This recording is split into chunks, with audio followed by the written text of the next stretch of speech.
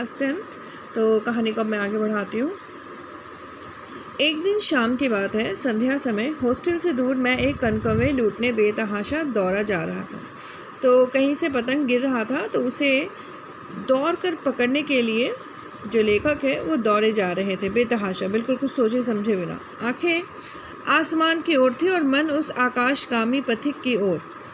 तो उनकी आंखें कहाँ थी? उस आसमान की ओर जहाँ से पतंग गिर रहा था।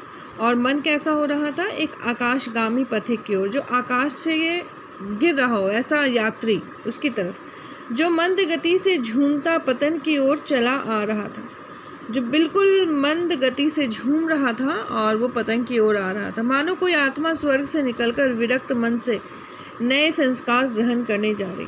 और ऐसा लगता था कि जैसे कि मतलब आत्मा जो है वो स्वर्ग से आ रही है और बिल्कुल विरक्त मन से बिल्कुल नए संस्कार को ग्रहण करने जा रही है।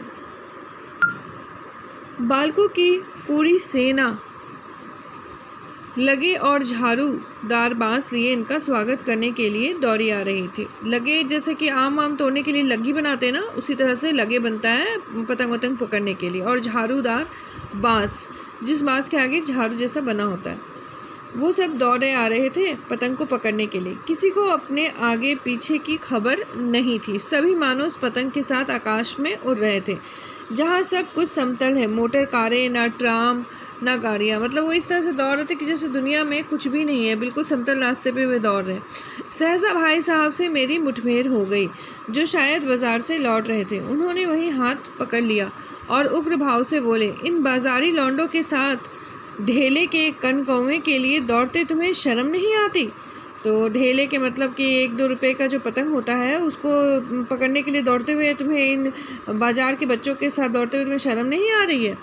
तुम्हें तो इसका भी कुछ लिहाज नहीं कि अब नीची जमात में नहीं हो बल्कि 8वीं जमात में आ गए हो, और तुम्हें बिल्कुल शर्म नहीं आती कि तुम छोटी क्लास में नहीं 8वीं क्लास में आ गए हो और मुझसे केवल 1 दर्जा नीचे हो। आखिर आदमी को कुछ तो अपनी पोजीशन का ख्याल रखना चाहिए और तुम्हें बिल्कुल अपने क्लास का, अपनी पोजीशन का कोई ध्यान नहीं है। एक ज़माना था कि लोग 8वां दर्जा पास करके नायाब तहसीलदार हो जाते थे। मैं कितने ही मिडिलचियों को जानता हूँ जो आज अव्वल दर्जे के डिप्टी मजिस्ट्रेट या सुपरिटेंडेंट हैं। तो पहले के ज़माने में जब 8वीं पास कर लेते थे बालक, तो वो चाहे तो एग्ज़ाम पास करके, जो एग्ज़ाम होते हैं ना पुलिस वगैरह के लिए, पास करके पुलिस, सिपाही, तहसीलदार बन जाते थे पहले के समय में। कितने ही 8वीं जमात वाले हमारे लीडर और समाचार पत्रों के संपादक हैं। और वो ये भी कहते हैं कि 8वीं दर्जा के पास करने वाले बहुत से लोगों को मैं जानता हूँ जो मजिस्ट्रेट हैं, डिप्टी मजिस्ट्रेट, सुपरिटेंडेंट हैं, समाचार पत्रक हैं या फिर लीडर बने हुए हैं। बड़े बड़े विद्वान उनकी मातहती में काम करते हैं और बड़े बड़े लोग उनके अंडर काम करते हैं, और तुम उसी 8वें दर्जे में आकर बाजारी लौंडों के साथ कनकौवे के लिए दौड़ रहे हो। मुझे तुम्हारी इस कम अकली पर दुख होता है और तुम्हें तो ज़रा भी शर्म नहीं आती है कि तुम 1-2 रुपए के पतंग के लिए दौड़ रहे हो रोड में। तुम ज़हीन हो, इसमें शक नहीं है, लेकिन वह जहन किस काम का जो हमारे आत्मगौरव की हत्या कर डाले। तो तुम्हें तो ज़रा भी बिल्कुल भी शर्म नहीं आता। तुम छोटे हो, लेकिन तुम्हें अपने अंतर मन में ये सब चीज़ें समझ नहीं आती कि अब तुम बड़ी क्लास में आ चुके हो। तुम अपने दिल में समझते होगे मैं भाई साहब से महज 1 दर्जा नीचे हूँ और अब उन्हें मुझे कुछ कहने का हक नहीं है, लेकिन यह तुम्हारी गलती है। मैं तुमसे 5 साल बड़ा हूँ और चाहे तुम मेरी ही कक्षा में क्यों ना आ जाओ, मतलब मेरी जमात में क्यों ना आ जाओ, परीक्षकों का यही हाल है तो निसंदेह अगले साल तुम मेरे समकक्ष हो जाओगे और शायद 1 साल बाद मुझसे आगे भी निकल जाओ। लेकिन मुझ में और तुम में जो 5 साल का अंतर है, अरे तुम तो क्या खुदा भी नहीं मिटा सकता। मैं तुमसे 5 साल बड़ा हूँ और हमेशा रहूँगा। तो लेखक उसे डांटते हुए कहते हैं कि तुम्हें क्या लगता है कि तुम 8वीं में आ गए हो, मुझसे 1 ही क्लास नीचे हो, तो मैं तुम्हें डांटूंगा नहीं? तुम्हें कैसे ये सब कुछ लगता है? अगले साल हो सकता है कि तुम मेरी ही क्लास में आ जाओ, क्योंकि परीक्षक तो रटे हुए और बिल्कुल ऐसे बच्चे को पास करते हैं जो एक अक्षर को रट डालते हैं, जो लेखक के भाई से होता नहीं था। तो अगर तुम मेरी क्लास में आ जाओगे तो तुम्हें क्या लगता है कि मुझे तुम्हें डांटने का अधिकार नहीं रहेगा? क्यों नहीं रहेगा? मैं तुमसे 5 साल बड़ा हूँ, मेरा अनुभव तुमसे 5 साल अधिक है। तुम मुझसे कभी 5 साल अधिक बड़े नहीं हो सकते। तुम तो क्या, भगवान भी इसे मिटा नहीं सकता कि मैं तुमसे 5 साल बड़ा हूँ और हमेशा तुमसे बड़ा रहूँगा। मुझे दुनिया का और ज़िंदगी का जो तजुर्बा है तुम उसकी बराबरी नहीं कर सकते, तुम चाहे MA और DPhil और D.Litt ही क्यों ना कर लो। तो फिर वो ये भी कहते हैं कि तुम्हें क्या लगता है कि तुम अगर मेरी क्लास में आ जाओ या मेरी क्लास से आगे चले जाओ तो क्या तुम्हें अनुभव मेरे से अधिक हो जाएगा? नहीं, बिल्कुल भी नहीं। रहूँगा मैं फिर भी तुमसे 5 साल आगे, बहुत 5 साल आगे, मतलब मैं तुमसे बहुत बड़ा हूँ। तो तुम मेरी तरह का अनुभव इस उम्र में नहीं पा सकते। जब भी तुम एक उम्र पास करोगे, एक क्लास पास करोगे, मैं तुमसे 1 साल और बड़ा हो जाऊँगा। मतलब उम्र तो उनकी भी बढ़ेगी ना, क्लास बढ़े या न बढ़े। और लेखक थोड़ा सा मतलब बुद्धिमान था, बहादुर था, जहीन जिसको कहते हैं, लेकिन इसका मतलब ये नहीं हो जाता कि वो अपने भाई से हर क्षेत्र में आगे हो गया। ठीक है, समझ किताबें पढ़ने से नहीं आती, दुनिया देखने से आती है। हमारी अम्मा ने ना कोई दर्जा पास किया है और ना कभी स्कूल गई हैं वो, और दादा भी शायद 5वीं 6ठी जमात के आगे नहीं गए, लेकिन हम दोनों चाहे सारी दुनिया की विद्या पढ़ लें, अम्मा और दादा को हमें समझाने और सुधारने का अधिकार हमेशा रहेगा। तो वो कहते हैं कि हमारे जो माता जी और पिताजी हैं वो जो है हमसे चाहे कितने भी आगे हम चाहे कितने भी आगे बढ़ जाएं, हम चाहे कितना भी पढ़ ले, परंतु हम माँ और पिता दोनों का टक्कर नहीं दे सकते, और वो हमें जब भी चाहे डांट सकते हैं, पीट सकते हैं, हम कभी भी उनके अधिकार क्षेत्र को नहीं अपना सकते हैं। मतलब अगर आप बहुत ज़्यादा पढ़ लिख जाइएगा तो क्या अपनी मम्मी को डांटने का अधिकार प्राप्त हो जाएगा आपको? नहीं। और उनके माता पिता कहीं ज़्यादा अधिक पढ़े लिखे भी नहीं थे। अम्मा और दादा को हमें समझाने सुधारने का अधिकार हमेशा रहेगा, केवल इसलिए नहीं कि वे हमारे जन्मदाता है, बल्कि इसलिए कि उन्हें दुनिया का हमसे ज़्यादा तजुर्बा है और रहेगा।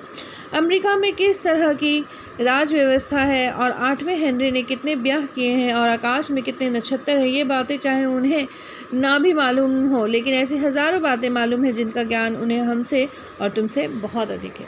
तो किताबी ज्ञान उन्हें हो या ना हो, पर दुनिया का ज्ञान उन्हें हमसे और तुमसे बहुत अधिक है। देव ना करे आज मैं बीमार हो जाऊं तो तुम्हारे तो हाथ पाँव फूल जाएंगे, और भगवान ना करेगा अगर मैं बीमार हो गया तो तुम तो कुछ करने के लायक ही नहीं रहोगे।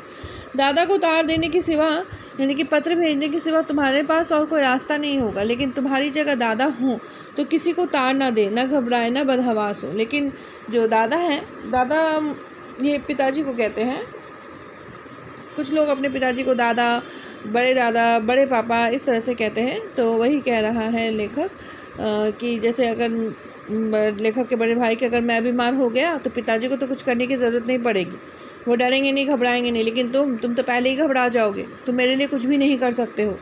लेकिन वो बिल्कुल भी बदहवास नहीं होंगे, पहले खुद मर्ज यानी कि खुद देखेंगे कि क्या बीमारी हुई है, इलाज करेंगे, जब सफल नहीं होंगे तो किसी डॉक्टर को बुलाएंगे। बीमारी तो खैर बड़ी चीज़ है, हम तुम तो इतना भी नहीं जानते कि महीने भर का खर्च महीने भर कैसे चले।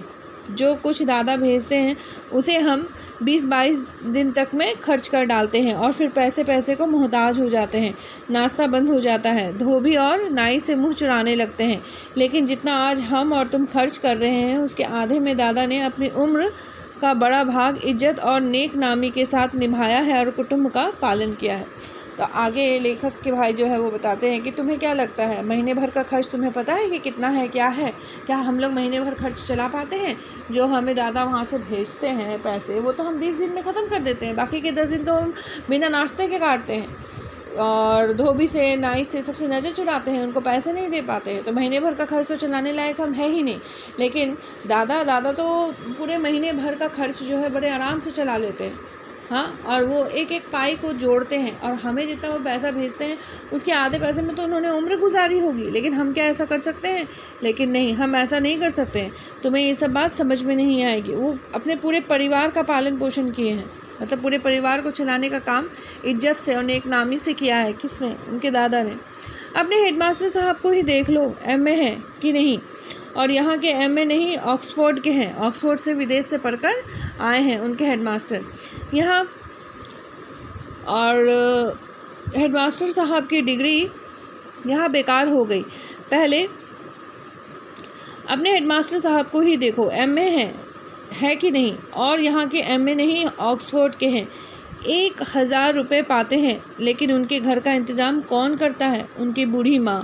हेडमास्टर साहब की डिग्री यहाँ बेकार हो गई। पहले खुद घर का इंतजाम करते थे, खर्च पूरा ना पड़ता था, कर्जदार रहते थे। जब से उनकी माताजी ने प्रबंध अपने हाथ में ले लिया है, जैसे घर में लक्ष्मी आ गई है। तो भाईजान, यह गरूर दिल से निकाल डालो कि तुम मेरे समीप आ गए हो और अब स्वतंत्र हो। तो फिर वो बताते हैं कि जो उनके हेडमास्टर साहब हैं वो 1000 रुपये में घर नहीं चला पाते थे, कर्जदार हो जाते थे। फिर उनकी माँ ने क्या किया, सारा खर्च अपने हाथ में ले लिया और 1000 रुपये में वो पूरा घर चला लेती हैं। तो क्या हम उस लायक हैं? हम ऐसा कुछ कर सकते हैं? नहीं, क्योंकि अनुभव जो है वो बड़े बुज़ुर्गों को हम लोगों से अधिक है। इसी चीज़ को लेखक के भाई जो है वो लेखक को समझाते हैं। फिर कहते हैं कि देखो, तुम जो हो मेरे एक दर्जे नीचे, यानी कि एक क्लास नीचे आ गए हो। इसका मतलब ये नहीं कि तुम मेरे समीप आ गए हो और तुम बिल्कुल आज़ाद हो, स्वतंत्र हो। तो स्वतंत्र तो तुम हो नहीं, इसीलिए तुम अपनी मनमर्जी नहीं कर सकते।